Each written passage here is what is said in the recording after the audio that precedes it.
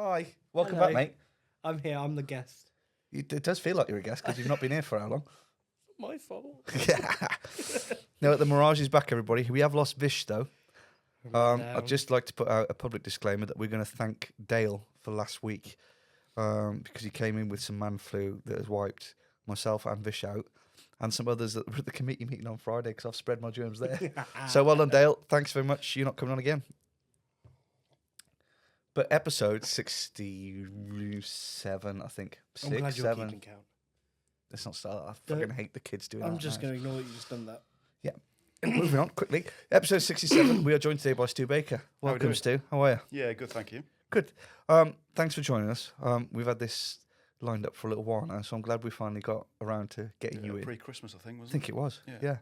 This is the trouble when you have presenters that knob off and can't come in. We're trying to shuffle everybody around. Hey. But so today's a bit of a special one because we're in here twice today because of things that are going on outside of our control next week. So if it's all right with you, mate, we can split this into two and you can get a two-parter. Yeah, no It'll worries. come with EastEnders drum roll at the end. Yeah. A stew parter, if you will. Oh, Stu, I see what you've done there. Nice one. Yeah, Should we okay. do a mic drop at the end? Yeah. So they have to wait Yes, a week. on that note. Back to the studio. No, something else. Yeah, so, mate, as you can hear, my voice is probably not going to last very long in here today. What we tend to like to do is to throw guests in at the deep end. But I know your story is one that I've come across and followed and read about, and I've seen the other stuff that you've done with your talks and things. So I think it will be really pertinent to get across to our listeners and to the lads in the group. Yeah. So introduce yourself and give us a little bit of explanation of who and why you are Stu Baker. Well, okay, yeah. I'm Stu Baker, 45, just. I live in Worcestershire, but I'm from this neck of the woods, so I'm from Bedworth. Me duck. You're only allowed to call it Bedworth if you're from there. So yeah, then I escaped and joined the Navy when I was 17. Never went back really. And then, so rugby's been a massive part of my life. The Navy, and then when I came out of the Navy, I was a personal trainer or in the gym world for about 15 years. Yeah. Wasn't until I was about 30 that I got diagnosed with depression. So I retired from rugby. I snapped my ACL while playing for a local club in Cov. And then realised I couldn't teach people how to squat with one leg, being a personal trainer. So then I thought I'd retire from rugby. And then that's when my mental health or my depression got really, really bad. And that's when I got diagnosed with clinical depression then. But in truth, I've probably had it all my life. Yeah. I think through the whole of my 20s and 30s, I thought that self-harm and suicide ideations were normal. I think I was from that that generation as well, in the very male-dominated industry of the Navy, and then playing rugby. If I got told me mate at the rugby club, I'd cried myself to sleep. Just get told to man up with a pint of Guinness. Just get on with it. Yeah. Which is nothing wrong. It's just the way that people were educated back then. Yeah. And then it's just been a journey since then, really, since about 30, and a lot of reflecting. Still not the diamond. Still a coal. I think. I still got to reflect, and I peak and trough, ride the wave as such, as we say. Yeah. Yeah. Yeah. I think you said it yourself. That the injury was probably the tipping point, I imagine, because all of a sudden everything's come crashing around. You can't do what you wanted to do. But then did that unpick a lot of other stuff, or is that still sat back there that's not been unboxed yet? No, completely. I was the small man's syndrome on the rugby pitch. So I got brought up, the bigger they are, the harder the fall. I was always the smallest in the class. So I played scrum half, which are renowned to be the little angry bastards. Yeah, I've played a lot of gobshite scrum half. Yeah, let's do gobshite. So I used to pick the biggest bloke on the pitch and make sure I hit him hard, not with a punch or anything, but make sure I tackle him hard to let him know that the little bloke's around. Yeah. And it wasn't until I had a few seasons out or injuries with rugby, I used to self-harm in the bathroom. Like the same story as most people, you get to a point of like a boiling point and there's got to be a pressure release. There's a release, yeah. And mine was rugby. Mine was, no matter what happened from the Sunday to Friday, I trained Tuesday and Thursday nights. On the Saturday, that pressure release had gone. That and alcohol really was my, to stop the noise in my head. So when I was injured, the self harm started coming back. Yeah. And no one knew. Never spoke to anybody. Just used to take myself away in the bathroom or whatever and punch myself, or it was just generally punching myself in my legs or hit my head and that. And but I still never spoke to anybody. It was still. I went to the doctors. My wife at the time. We went to the doctors, and first time I ever spoke to anybody about it. And I sat there. I remember saying everything about suicide ideations, self harming, how the duvet was like 10 stone. I was going from job to job, drinking stupid amount of beer and wine, and they turned around and said, "To be honest, Mr. Baker, I think you need to cheer up." Oh, cheers, doc. Wow, Thanks. And I never simple thought as that, that. isn't it? Yeah. Never thought that, so I walked out that doctor's. And then about 2 months later, I went to a different doctor, and they were great, really. Yeah. Still back in the day, when was this? 2010. So it was still, here's a tablet. Let's see what we can sort out after. Yeah. But I was still typical bloke, still reluctant to take the tablets. Yeah. But now I take them every day. Yeah. And I know that they takes the edge off. Yeah. I know when to go to the doctor and say, do you know what, I can go down the milligrams and go up the milligrams. Yeah. Yeah. But as well as that, it needs to be my lifestyle. And even though I was taking the tablets, my lifestyle was still shocking with alcohol and not playing rugby. Yeah. Yeah. And from the outside, it's a small, simple thing, isn't it? But when that's you, that's the biggest part of you that's taken away. People don't understand that sometimes, and it's kind of like, oh, what's wrong with you? You just can't play rugby anymore. Go and do something else. But like you say, you become almost institutionalised with it, as in, this is Saturday afternoon, lawful violence on the pitch. I can take out my frustrations, my anger, legally on a rugby pitch, and I can contain it for the rest of the week.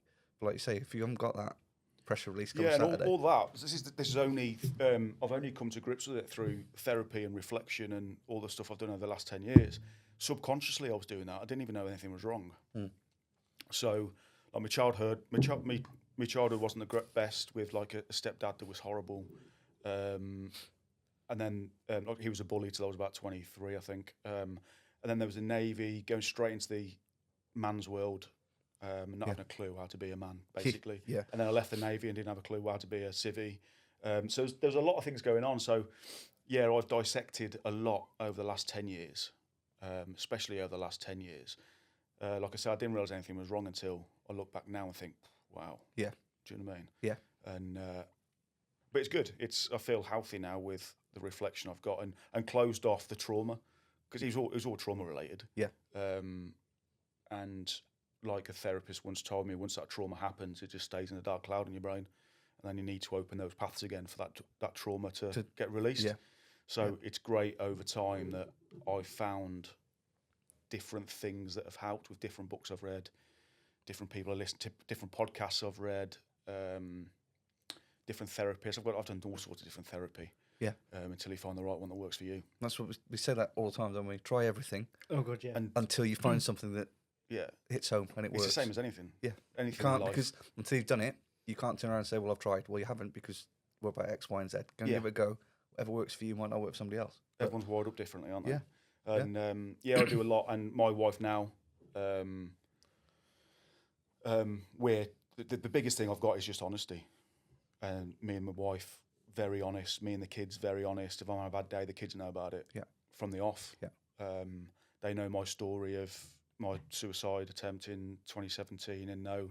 And in fact, I just after that attempt, and I came out of hospital, I was on their sofa, because my wife at the time was my best mate. Yeah. And she just had my sofa. So the kids were coming down from school to see me on the sofa and knowing where I've been. And but if long as you're open with it, the kids are like, manage it properly. Manage it properly and make them understand. Instead of cage you with it, that they're a bit like, you hide stuff away. Yeah, there's no point in hiding it, because it becomes a massive thing to tell them. Yeah, it's one big plaster to rip off in years to come, isn't it? Hugely. Whereas, like I, with the talks I do now, it's very much physical health and mental health is exactly the same. oh, 100%. Like you've got a bit of man flu. Yep. You wake right up on cue. You wake up in the morning with a sniffly nose and a sore throat. You tell your missus, you tell your mates, you go and do something. You go and get like a cold and flu tablet. Yeah. You go and have a hot shower. You do X, Y, Z. But people are still lying on their bed with a 10-stone duvet, getting out and being really down. Yeah. But then they don't say Not anything. doing anything to address because it. they don't. they don't think is right. But then if one drops, the other one will drop. If one picks up, the other one will pick up. So we just got to make it a level playing field to be able, especially with kids, to be able to just speak about it. Yeah, and like I feel shit today. Kids they bounce, don't they? You can tell them a load of stuff, and you're kind of thinking, "No, this is, I don't know if I want to tell them this," but they'll just sort of take it in their stride, they'll sort of process it, and okay. As long as you're saying the right way, like the education part of it. Yeah. It's all about education, isn't it? Yeah. Like I still get now when people say I'm depressed, and you're like, you're not, mate. Man United lost on Sunday. You're a bit sad. Yeah. There's a massive difference between sadness and depression. Yeah. So, and we've just got to, in society, I think the stigma is lifting a little bit.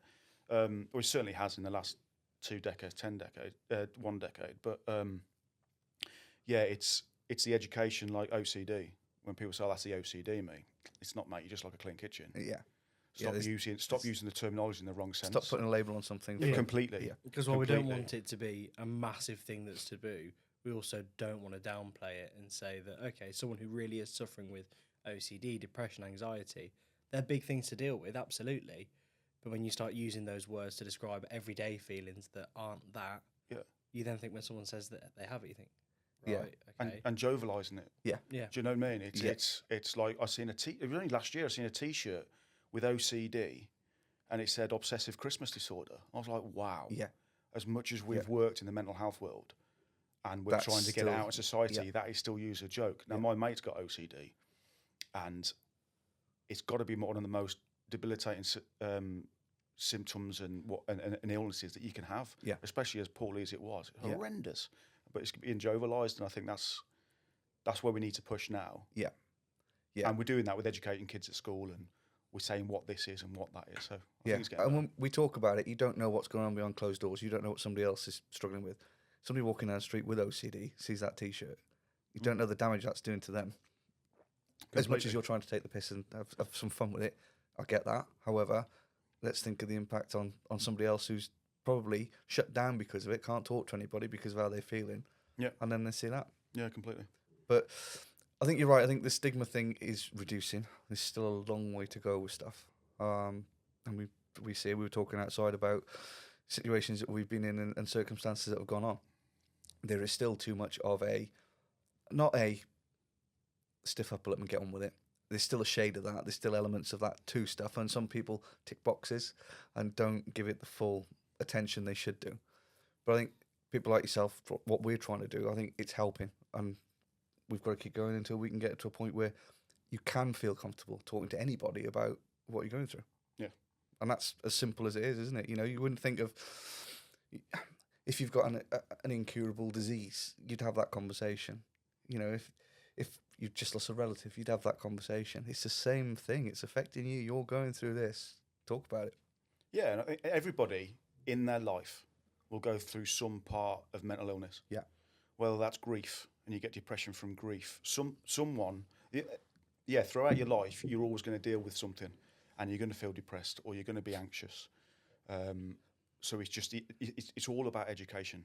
Yeah. If we educate society about what this is, what to look for, blokes can have emotions too. Do you know what I mean? We can cry. Yeah. The reason you cry, it's just letting out an emotion, isn't it? Yeah. And if you can turn around to your mate and say, mate, I need a vent, then all for it. Yeah. 100%. I mean, that was the whole point of us setting this podcast up, because we'd sat at the social night trying to talk about stuff, and it was kind of like, how do we get blokes to realise that you can just have a normal conversation? It's like walking into the bar and going, feeling a bit shit this week. Yeah. You'd have 10 minutes of conversation. There'd be a bit of piss taking, no doubt, because that's your friendship circle. That's what you do. You get through it, but you feel better about it. Yeah.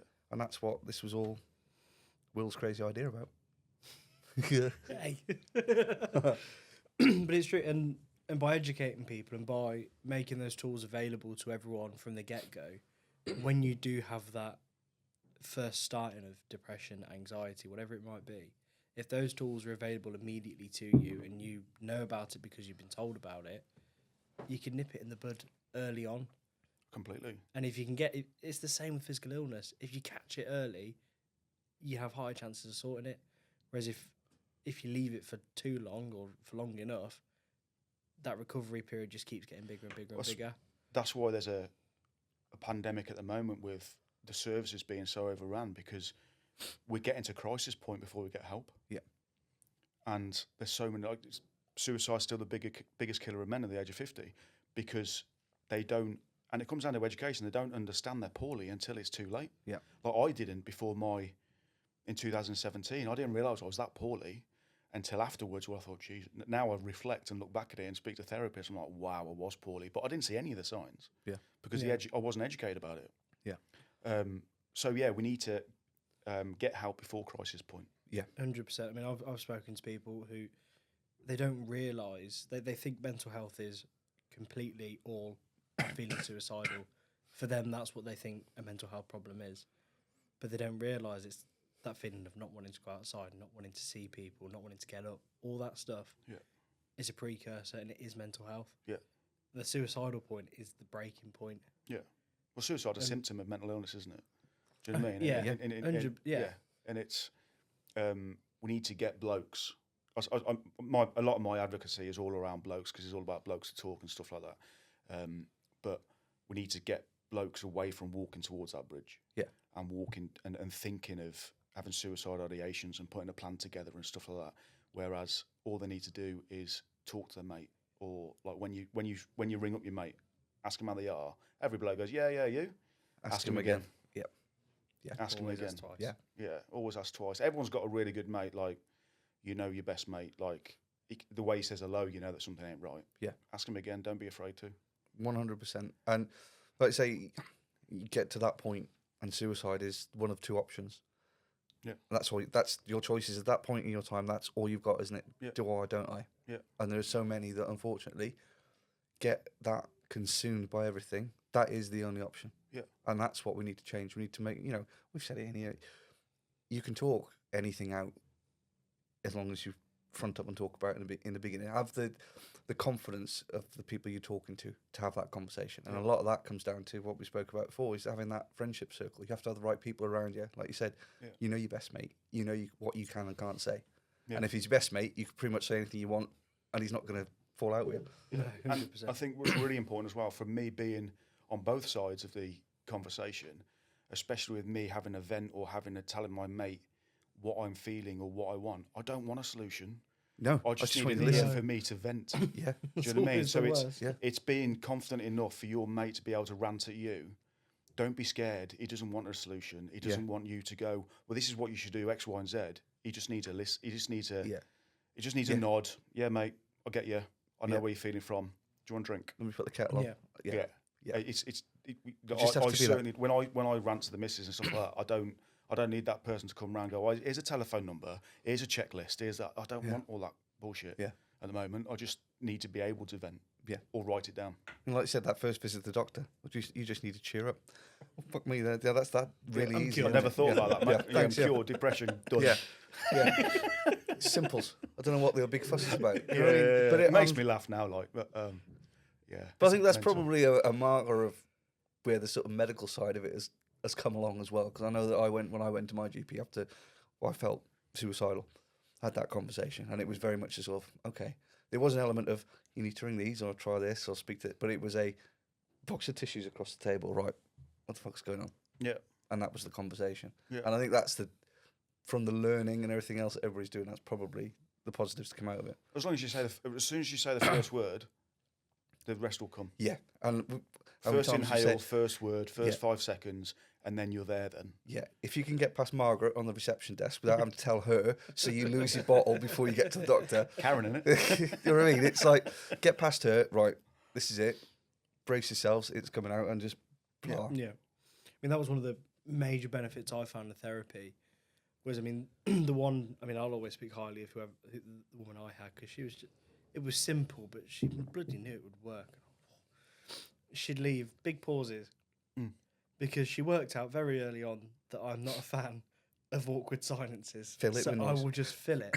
Yeah. And stuff would come out that I didn't even realise was bothering me. And then as soon as I got it out, I'll go, I didn't even realise that was in there. And then she'll go, okay, let's unpick that then. Yeah. And oh my God, it was insane. And yeah, all from just leaving the bloody silence.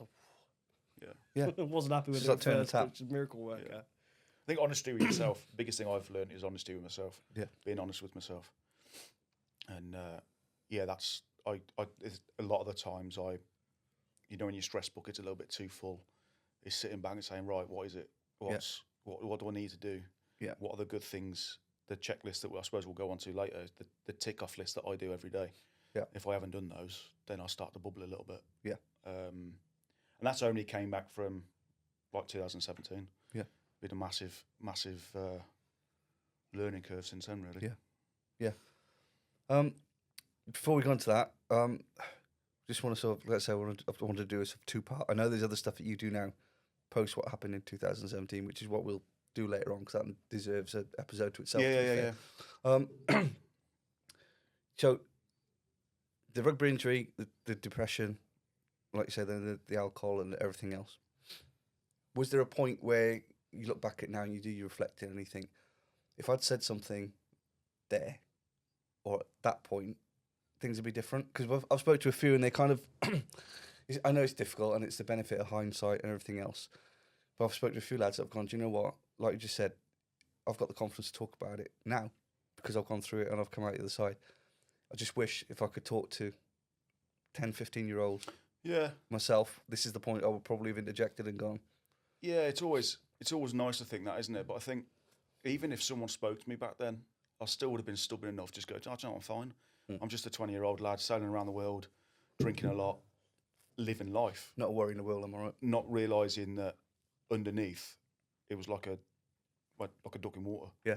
The legs were going, and everything was going on, and it was a build of pressure and that trauma that I had as a kid, and as a young adult, and as like I was a dad at 20, couldn't even look after myself, let alone a little un. Was married at 20 for the wrong reasons, really. So I was juggling a lot of things. Yeah. And I think as a younger kid or a younger adult at 20, you can juggle about 150 balls at the same time. Yeah. You don't get hangovers. Yeah. You can walk back from the nightclub at 6:30. So I was walking back from the nightclub at like in Barcelona. we left the nightclub at 6:30 in the morning. I was fixing aircraft at 8:00. Yeah. Do you know what I mean? And the pilot was in the taxi with me, and he was flying that aircraft at 9:00. Yep. Yeah. Been there. Now it's 3 weeks before I can get over anything like that. But that was just normal behaviour. You know what I mean? Where the older I've got and the more reflective you get, and especially with kids, and you see the kids grow up, and you want them to make the right decisions. I look back now, and don't get me wrong, I'm glad that, like my stepdad, I thank him rather than have that remorse of him. Yeah. He's passed away now, but I thank him because if he never put me through all that as a kid, I wouldn't have the resilience for the things I do nowadays. Yeah. Do you know what I mean? I've got thick skin, and I can put my body through challenges. Yeah, and it's been stuff, broken in that way then. Yeah. I've got a stubborn. My missus calls me stubborn. I say it's more resilience. I like it. But yeah, so I'm on the fence really whether I'd like to talk about it when I was in my early 20s. There's things that I'd like to do differently, but I wouldn't be the person I am now without it. Yeah. We said exactly that. And When we did the whole, would you go back and tell yourself, or would you just allow it to happen as it did? Because firstly, you're at the other side of it and you're on the right path. Yeah. But because of the character and the person it makes you, you're better off because of it. I think in my 30s, I'd go back and tell the bloke to sort me head out. Yeah. You know, when I was PTing and I walked to the bridge and I was going through divorce, I was trying to do loads of things at the same time. I think I was old enough and bold enough to realise that there was decisions rather than drinking 2 bottles of wine a night. Yeah. I would have gone back 15 years ago and said, sort your shit out. Yeah. Give your head a wobble and Yeah, because I knew everything, and I was advocate, and then I was talking, and I was talking a good game. I was a personal trainer, for God's sake. Yeah. Do you know what I mean? Yeah. Doing a half decent business, but I was doing 2 bottles of wine a night, and still getting up at 6 in the morning to teach spin. Yeah. Not practicing what you preach. No, completely not. And it comes down to honesty again, doesn't it? Yeah. But everyone was telling me that I was drinking too much. I just wasn't listening to them. Yeah, you know best. Yeah, of course you do. Yeah. Yeah, it's fine. I'm teaching spin. I'm in the gym all day tomorrow. At half 6 in the morning. Rid of What's it. wrong with me? Yeah. You know what I mean? So. Yeah. I mean, it's like when coming back to that honesty part, it's when you do open up and you're obviously you have to be honest with yourself, but you also have to be honest with whoever you're telling as well. It's all well and good sort of splurging out a few bits, but if you're not getting out everything, the whole story, whether you are ashamed of it or not, you're not going to fully heal from it and feel the benefits. Because I find that myself, even now, I still fail to practice what I preach. And I will just Be sort of human, splurge out a load of stuff, but then for some reason, subconsciously, I'm keeping back some things Yeah. because for whatever reason, I might be ashamed of it, or I'm going to get judged for that. So I'll just leave that out and just say these bits. And then I find that actually eats away more. Yeah. And then I end up worse off because then I feel bad for not saying everything. And then it's like, okay, well, how am I supposed to get help if I can't say everything? Yeah. But you're not perfect. You've got to expect to wake up and feel shit some days. Like you wake up with a runny nose. Yeah. Do you know what I mean? Yeah. It's just happens. It's the way of normal life. Do you know what I mean? You ride the wave. Yeah. Yeah. But that's the trouble with social media nowadays, isn't it? Everyone is perfect. Yeah, and that's you keep up with the Joneses. Yeah. Do you know what I mean? And I've got a personal trainer background, and I'm glad I'm not a personal trainer in this day and age now with the perfect bodies and the perfect physiques you see on Instagram. And everyone's an online coach, and everyone's they're brilliant at it, aren't they? This week I could have signed up to 6 Tai Chi walking classes, some military calisthenics, and I would have been ripped by next Sunday afternoon. You know, like you say, that's the image they're projecting, and that's the get instant gains, get this. Well, if they can do it, I'm going to do it. But then the problem with that is when you then don't hit that, exactly. You feel even what's wrong worse with me? Why have I not done it? I did everything they've said. Why isn't it working? There's obviously something wrong with me. Obviously, not realizing that with personal trainers, it's got to be a tailored approach because everyone's different. Yeah. Mentally and physically, everybody is different. And everything's a process. Yeah. Exactly. You can tie that into the mental health thing. So you could say, finding the right coping mechanism for you. Everyone's different. Therapy might not work for one person, but works brilliant for another. Same with the type of training that you do. It might work really well for one person, but for another person, it's just not the thing. And you're not going to go to a therapist and be cured when you walk out the following day. Exactly. You're going to go through 3 or 4 really hard sessions with that therapist before you start feeling a little bit better. Yeah, feel like you're going backwards before you go anywhere else. Yeah, and that's exactly around education as well. Is that you need to know it's a process. Yeah, and not go for the quick fix all the time. Yeah, like where people losing weight or want to get ripped or whatever they're looking for that blue pill or that red pill. Yeah, to walk out the gym and be Adonis, be like The Rock within like. Like I say, within 6 days, I was all over it. But it goes the same for everything. You know, the lifestyles, the people with houses, cars, money. They show you what they want to show. They project that image for their benefit, obviously for their sponsors and everything else to pay them more money. I get that. But what people don't see is what probably goes on behind closed doors, and then that is theirs to own. It's just a prop, and they pay to advertise it. Driving around in rentals. Yeah. Well, but Robin Williams. Yes. Robin Williams, prime example, one of the funniest blokes ever to grace us on the screens. Yep. And we didn't realise what was going on behind closed doors. No. And he took his own life. Gary Speed. Yeah. Do you know what I mean? It doesn't matter what money you're on. Yeah. It doesn't matter what car you drive. People still have their demons. Of course they do. And we have to come away from that as a society of saying, well, that's what I want. Is it what you want, or is it just something you've seen that you like? You know in your head where you want to be. And in fact, wherever that is, that's fine. But don't put yourself through the ringer trying to achieve something that's going to be impossible for you to achieve. If you can't get there, you can't get there. You're not a failure. That's the way that life works. You've done what you get where you're going. You have a path. You have a purpose to do what you're doing. Don't put the extra pressure on, because then you end up back in the bottom of a hole thinking, what the fuck do I do here? Well, completely, yeah. 100%. It's like if everyone could be a millionaire, we'd all be millionaires. But it doesn't work like that. Yeah. Because not everyone could be a millionaire. There's not enough money for that. Being happy within yourself, isn't it? That's all it's about. The things that you want. Do you know what I mean? Everyone's got their own happiness, and yeah, like I say, you're still crying a Ferrari just as much as my clapped out Mini. Do you know what I mean? Yeah. The Mini might be more comfortable though. Oh, it's not, mate. I don't know. I struggle to get in and out of small cars. A Ferrari, I think I'll be stuck. Yeah. I'm stuck to the push bike because my car's still broken. So yeah, I can top that. Okay, so you know what I really want to talk about? What's that, mate? I have been thinking of ways we can actually get people to listen to us more. Oh, okay. And also people to get involved. All right. So do you know of anyone that could potentially sponsor us? Well, I'm glad you brought that up, mate, because it reminded me that we've got a sponsor email. Oh, tell me more. So we have been approached by Francis Jackson Homes, who are a housing developer over in Rugby and other places across the country. I know the guys. They reached out and sponsored us last year, and they've been very kindly coming back to us again this year. And they've sent a little email. Have they? And they'd like us to read it out. Go for it. So this week's episode is sponsored by Francis Jackson Homes, and they are delighted to sponsor the podcast. It says, as a local house builder, they recognise the importance of men's mental health support and the need for open discussion regarding the challenges we all face.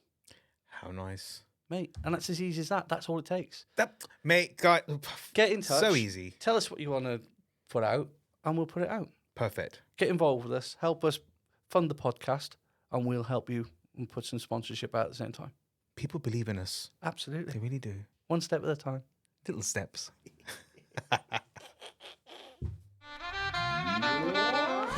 Okay, so we've skirted around it. We've mentioned it a few times, mate. Now, a while back, we did an episode with the family of somebody who took their own life. Yeah. And they're like the terminology now that they use, they weren't comfortable with. So we were kind of like, whatever you say, however you feel comfortable, then talk about it. We got some flack afterwards from people in the profession who said that you shouldn't have said that. You shouldn't do things to give people ideas. And you get to the point where, like, if the idea is in that person's head already, I'm not going to make them do it. Yeah, and completely. you can't, I can't say to you, "Oh, go and do this or go and do that." If you're already thinking it, you're going to do it. Yeah. So, however you see fit to do it, mate. Because this, I mean, I've picked up on the rating of the bridges and things like that, and the stories that you've told, which is, it amazes me because I know I've been in a dark place. Everything else was sort of muddy and blurred. I was focused on one thing, but to have that sort of, well, that bridge or that bridge. Yeah. I used to rate them out of 10. Yeah. For like random, I joke about it now, and I make a joke about it now. Like, and I still say to the missus when we just to get a bit of a reaction in the car when we go into it. That's a 9 out of 10. Do you know what I mean? But she hits me. She hits me, obviously. But yeah, for that period, how long was it? Probably a good year from when I got diagnosed to so about 7 years, I think, to 2017. So, in a nutshell, I was going through divorce. My PT business was crap. As we mentioned before, 2 bottles of red wine of an evening and trying to be jazzy hands on the gym floor just don't really. I could only keep it up for so long. Yeah. And it was getting to that point of cracking.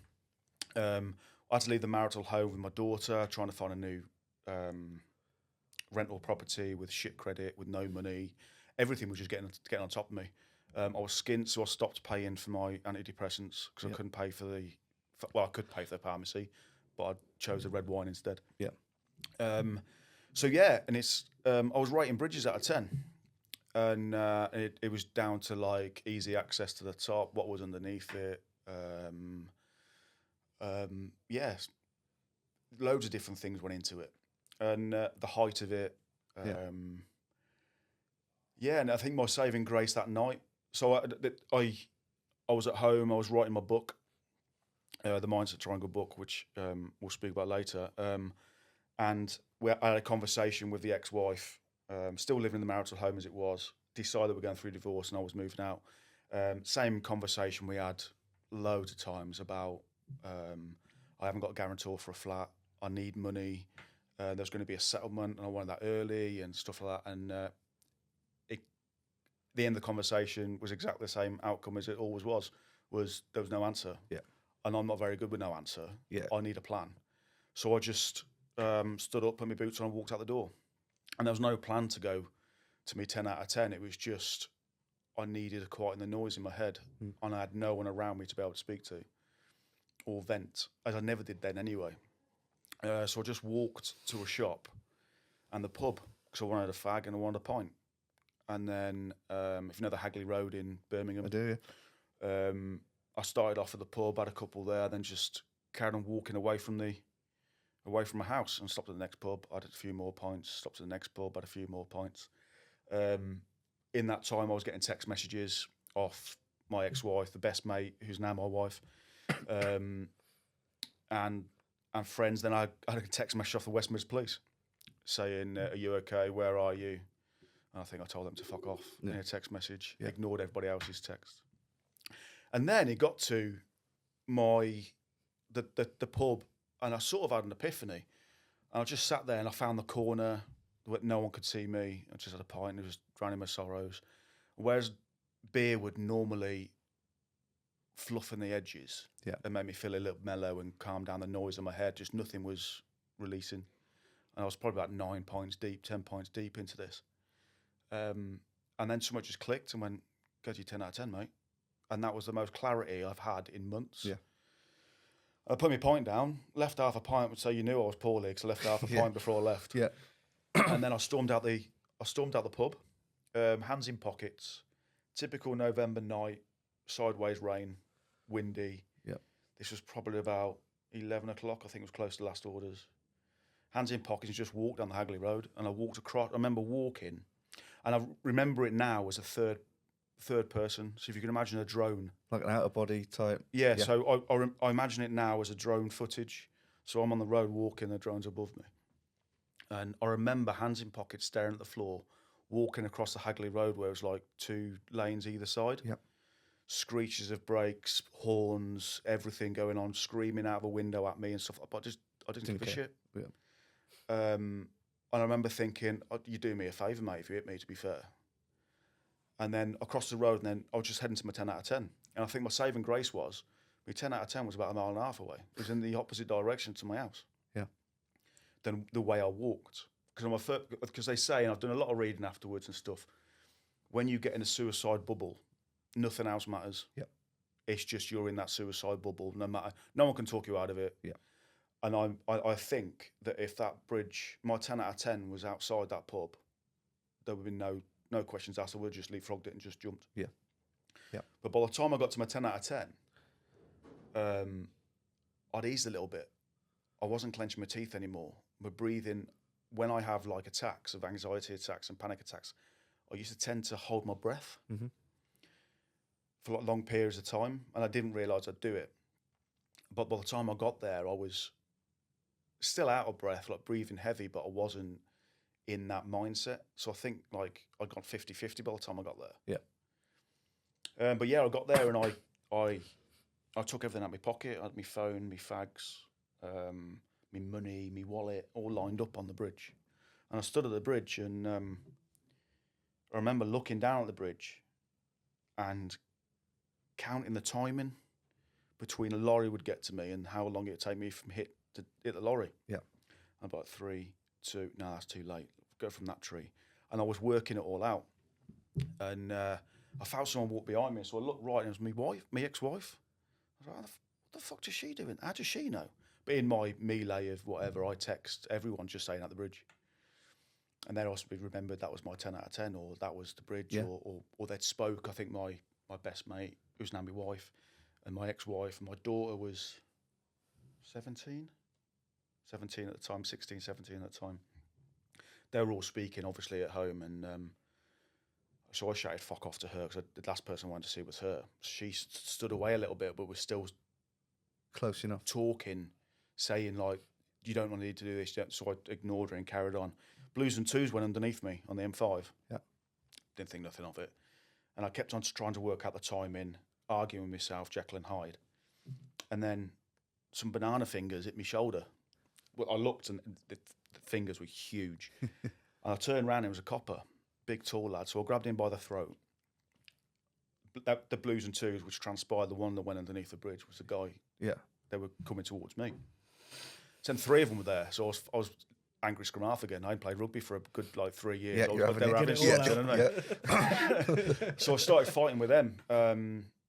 But then, 3, they got me on the floor, handcuffed me. I was still screaming, and then it just clicked. As I was on the floor, my face was in a puddle. Yeah. Just clicked and everything just went out of me. I just could not be fucked. Yeah. Every anger, crying. I was at the bridge, I was crying, no emotion behind it. And then best thing ever happened to me, to be fair, because then I got sectioned into 136. Went to QE in Birmingham.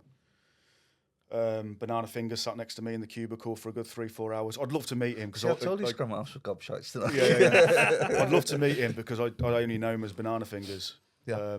But he sat with me. He got a charger for his phone, for my phone, because he'd run out of battery. And I sat there for a good 3-4 hours, and the psychiatrist came and went, and I was still numb. They asked me all these questions, and I think the first time in a long time I answered very honestly. Like, did you want to kill yourself? I was like, yes. Are you disappointed? Yes. Because that's what I was shouting to the police. Just let me get on with it. Just leave me alone. Yeah. And then they said, we can section you. and you can go to hospital or you can voluntarily go. And because I was still doing all this advocacy work, I knew that if they sectioned me, I got to stay there for 28 days. Yeah. I was like, I ain't doing that. So I went, yeah, I'll go. And then they took me to a place in Erdington, which probably saved my life. There's a few things that saved my life. One being my wife now, one being that 9 days in hospital. Yeah. Because it was a realisation that I was fucking poorly. Seeing the guys in there. Yeah. Sat at the edge of my bed, and this guy, there was an eerie noise, and I remember it to this day, was just a guy shuffling in slippers, heavy breathing, staring at the floor, and all he did was walk from one That end was of the his day. corridor Yeah. to the other end of the rec space, and then back again, and he did that for 12, 13 hours a day if he wasn't eating. Yeah. Never spoke. He had no visitors. That's all he did. And then there was a realisation of him passing my door, thinking, "Fuck, If I'm in here, I'm am I that poorly? Yeah. Am I in the same bracket as him?" Yeah. And I just went back to being a kid. I'd colour in. I'd sit there just colouring in, and it was like, once you got past the realisation of what's a TV in a plastic box. Yeah. Do you know what I mean? Yeah. Why am I signing out like plastic knives and forks to eat my dinner off a plastic plate and drinking coffee out of a plastic? Yeah, I was still everything refuse. soft? I still refuse to drink coffee out of a plastic fucking cup now. You know what I mean? It has to be in crock. I won't go to a cafe with polystyrene cups. It won't happen. No good at football away day. No, not having that. But that saved my life because he just took me back to week Safe one, day one. Yeah. What means what's real in the world? Yeah. And does it matter if I've got 25 clients, 10 clients, 15 clients? Because without you, they're not getting anything.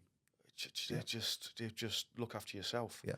And that from 2017, I say my life started again. Yeah. I think I'm thankful for that suicide moment. Same as I'm thankful for my stepdad. Do you know what I mean? That I think with every trauma that you have and with everything that happens with your life, you've got to be comfortable with it. Yeah.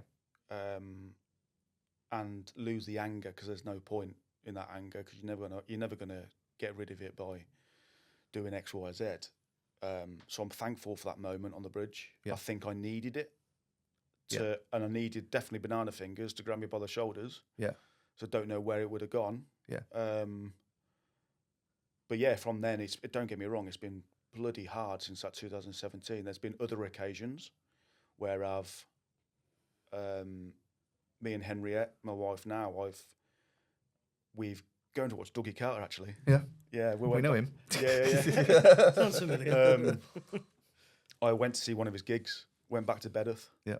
And it was the first time I've been back to Bedworth in a lot of years. Yeah. And there was a lot of trauma there. And I was still drinking at the time. I just went on one at his gig. And then on the way back, I tried to open the door on the M6, 70 mile an hour, with the missus in the car driving. Yeah. And that was that was only about 6 months after I came out of hospital. So, no, 6 weeks after I came out of hospital. So that hospital didn't cure me, but it's been a lot of work since then. Now I don't drink because I know that I can't. I use it as a medication, and I can't use it as a medication. And I'm a typical 0% or everything. Yeah. If there's 10 in the fridge, all 10 are going. But I go in there thinking I'll only have one tonight because I need it.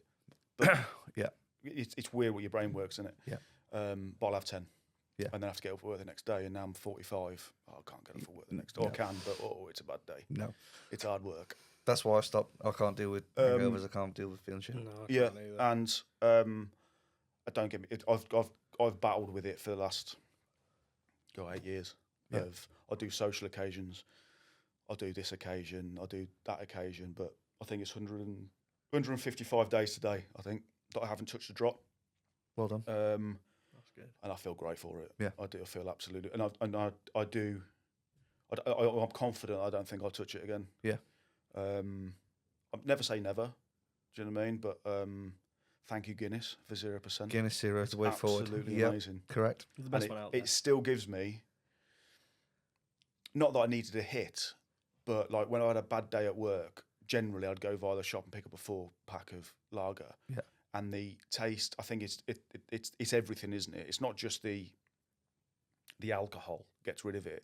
It's the coldness. It's the taste. It's the everything sitting on the associated with sofa. it. It's everything. Yeah. Yeah. Yeah. And I think Guinness Zero still does that for me. And If I it's have still a bad day at meal in work- a glass. Yeah. Eating can still be cheating. But I still have that point of 0%, and I sit there and I still get the same effect. Yeah. Like the coldness of it and the relaxation of it. Yeah. And 0% gin I'm getting onto now as well. See, I've not tried that yet. I'm going Wow. to experiment with that. Yeah. 0% Yeah. gin. The missus bought me some rhubarb and orange. You could, I sound like a footballer now, It's don't just I? really expensive. Little sprig in the I top. sound like a footballer now. I'm on the gin. But yeah, I'm enjoying the journey with 0% Yeah. now. I like it that you can go out, you can be with your mates. And it used to be the embarrassment of standing with a Coke, didn't it? All your mates were on it, you would still deal with a Coke. And that another thing with the stigma. But now you can stand there with a pint of 0%. Nobody knows what's in it. You're drinking a pint from everybody Yeah, else. that's what I hated about the conversation. It was the question that they asked you. Oh, are you drinking Coke? You're not driving. Yeah. And you're like, oh, I can't be arsed with this shit. Yeah. I just want a Coke. Yeah. But it's a stigma. It's stigma. Like, and I've done a lot of reading around alcohol, and if it was invented in the last 10 years, it would be illegal Yes. Yeah. because of the problems that come from it. Yeah.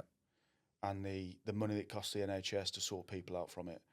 And it's weird to think in this day and age, if someone dies, you have a drink. If you celebrate, you have a drink. Yeah. If you go to a football game, you have a drink. Yeah. Everything's associated around drink to have a good time. Yeah. Or to make yourself feel better, and it's not at all. Yeah. It's not at all. Don't get me wrong. I'm not an advocate and stand and jump up and down a chair saying don't drink. It's bad for you. It's going to kill you. Each for their own. It blows my brain that society is like that. Yeah. It's the same New Year. There's your opportunity to start afresh and put things behind you and start clean slate for the New Year. Well, have a drink, toast New Year, and it kind of like, there's your opportunity. And then it's one step backwards again then. Yeah. But I'm not like I was going to say vegan then. You know, when they stand on a stamp and all that lot. I'm not like that. If you want to drink, have a drink. Yeah. Yeah. Don't get me wrong. I would love to go after this podcast now and go to the pub and have a Guinness with you, a couple of Guinnesses, Yeah. and then go home. But I can't. No. Because on the way home I'll buy another pack. Yeah. Because I had the taste for it, and there's that little addictive bit in my brain. And go, oh, you know what? I'll just have a couple more. Yeah.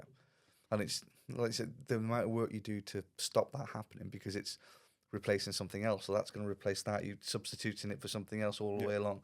Yeah. Once you start, that's it. Like you say, that little voice in your head. All right, I remember My what this tastes mental like now. hangover last 7 days.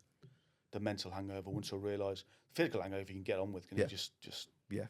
You're being sick and you got a headache and you Yeah. feel a bit groggy. Drink some water. You'll be Have all a right. Mackies and a sunny D. You're Yeah. right, it was right, isn't it? Yeah. But Chocolate milkshake for me. the mental, the mental hangover. Yeah. By the regret and the guilt. Undoing Day everything 5, that you've done. day 6. Yeah. Is just Yeah. horrendous. So Yeah. what I find now is whenever I've gone off drinking massively anyway. It's got to be a special occasion for me to even have something. But when I do have that hangover now, the physical hangover might last about 2 days now for me, which is really depressing. But I feel really, really anxious. Yeah. That's the main part of the hangover that I hate is I get really bad anxiety day 1, day 2, day 3, day 4, for a whole week afterwards, and I still feel the effects of it. I'm like, yeah. And that's what's really put me off it.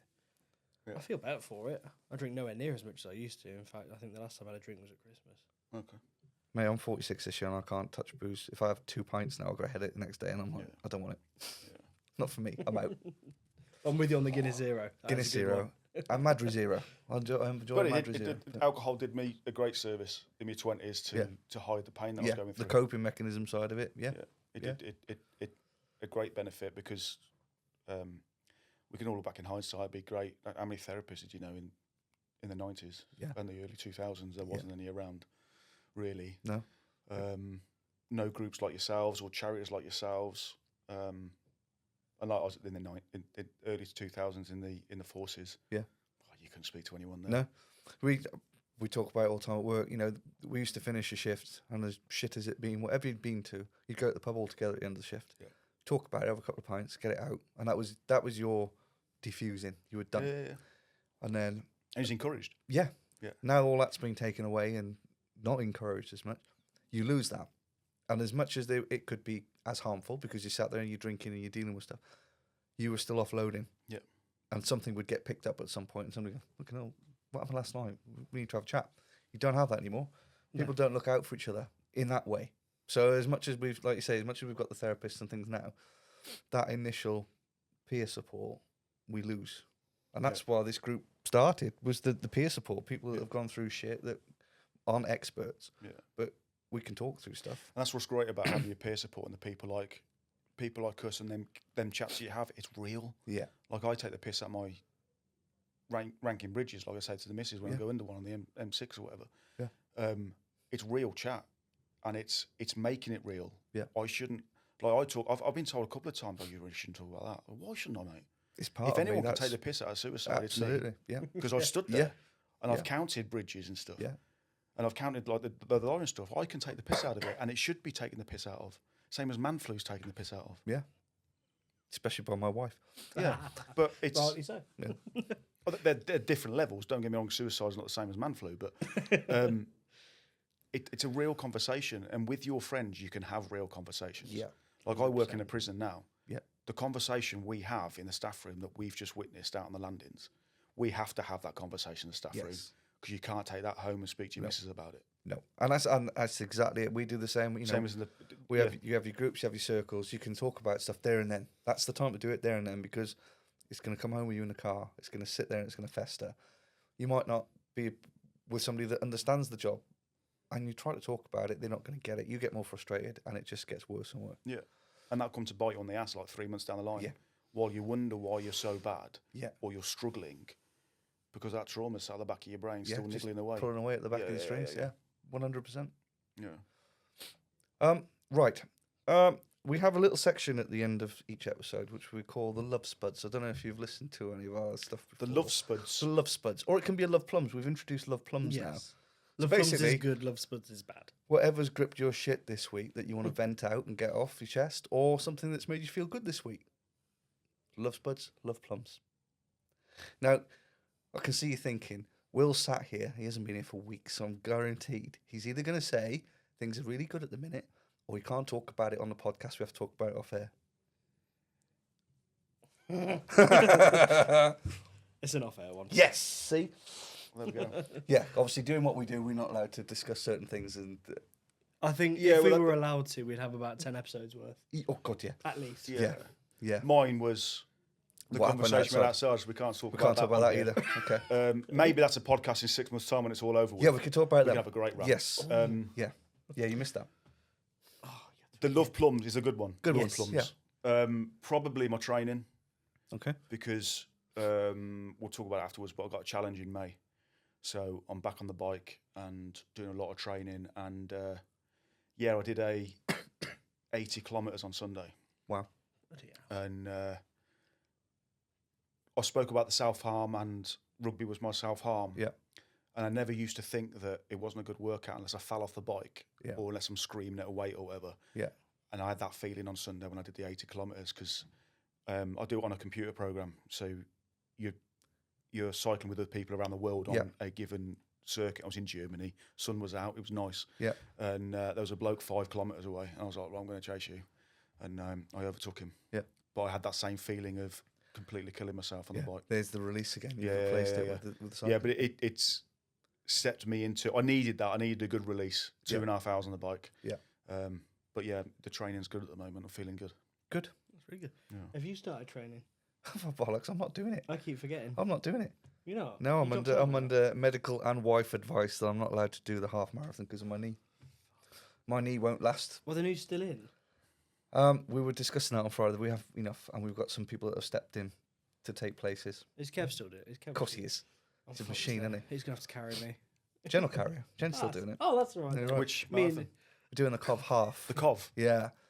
Yeah. So You can tell already, I'm not a foolishly, runner. last year we thought we need to do something big. Now I had a plan of doing from cycling from here to Edinburgh because I love the Nice. I cycling. love that. I'm like, I'm in for that. Road cycling. Yeah. Oh, well, let's go back. Let's go. Yeah, let's do that. Definitely, yeah. So then it turned into the advert for the marathon came on, and then one of the group said, "Let's do the marathon, the London Marathon." Obviously, there's 750,000 people applied for the London Marathon. Yeah. Plus, we were never going to get a spot. So right, okay, let's have a backup plan of Cov half. So we did. We applied, we got our spots, we paid for the spots, and then they accepted us as a charity partner. So people can raise money for us who are running in a Brilliant, half yeah. marathon. So now we've got to provide marshals and a cheering point and a gazebo and everything else. So that's all good. Brilliant. Gets the name out there, gets us a bit of sort of spread amongst the community. However, my knees are fucked. From playing rugby for so long, my knees are fucked. I went to the doctors last year and was stood trying to do one leg squats and my knee was just like that. And it was like, yeah. So I'm under medical advice, no. You're still in it. The wife is still in it. My nephew's running. Jen's sister's running. He'll be fine. So I'll stand there with a hose. I'm going to Squirt you with water as bring you a come cup past. of tea with me. Me and Jen will Do you want me for the sip a if cup you're of tea as we cycling, walk mate? along. Do you want me from the cycling? Yeah, I like that. Do a leg. Yeah. With us in May. Yeah. Okay. Come meet us somewhere. Yeah, I'll be up for that. I used to do a lot of cycling before I drove, I love it. actually. You just cycle everywhere. I love it. I'm like you. I couldn't get out, and that's just me. Yeah. Lost in. Only a cyclist understands what a dog feels like with his head out the car window. Yes, exactly that. I like Yeah. that. Everything else just blows away, and you're Yeah. just living your best life Yeah. as you're blatting along with It's an My amazing best way to was- see the country. My bugs best was flying in doing your it face and your teeth. Cycling in Holland. We did a good 200 odd miles within like a 3-4 day period. Yeah. Oh my God, it was incredible. I did John O'Groats to Land's End about 10 years ago. It was the best way to see the country. No, I completely agree. Yeah, I'll be up for that, mate. We'll get our heads Yeah. together and sort that out. So you've not got one. I've got a Love Spuds, which is my car, Ooh. which has been like Oh. it for a fortnight, and it's still broken. So we don't need to harp on about it. I also mentioned it at the start of this episode. Dale and his man flu. So, well, you will get a Jeep. He came in last week with man flu and gave it to me and Vish. But yes, I did get a Jeep, and it's still sat at the side of the road on the drive. I'm okay because I've got the bike. It's the wife and the kids I feel sorry for because they're stuck with. We only got one car. Oh, okay. So yeah, thanks very much for the Jeep. Padmin wise, so we've adopted Padmin. Remember you mentioned it a couple of weeks ago when we talked about pod admin. You said Padmin. I do not recall. That's I've because slept you've since not been here. The app launched last week. The app's out there doing quite well. We're pushing out wherever we can get it. So find it on the Facebook, find it on our website, download it. It's free. It's completely confidential, aside from the community chat bit. But that's what it's there for, to help people to talk. Toolkit, so your crisis plan, your breathing exercises, your grounding. A journal that you can talk to record it if you haven't got time to type. It's all in there. Give it a whirl, give it a try, give us some feedback more importantly, and try and break it because it's only been out there a week and nobody's managed to break it. So either the testing went really well or people aren't trying hard enough. So try harder. But it is only a web app at this point, isn't it? Web app at the minute. Hopefully, if it goes well, we can get some funding and we can wrap it and put it in Apple Store and Google Play Store. Nice. We'll find out. Fine. Find out. So on that note, I'm going to be staying because you're going. Yes. So I will see you. Will I? Next? When are we back? I don't know. Well, we're not in next week, but this one will go out. The one I'm going to do next will go out next week. So we are out next week. So it still The be week. see you Ne- Thursday. Yeah, see you next Thursday, whenever. Yeah. That was a fucking car crash. But, no, your Jeep's a car.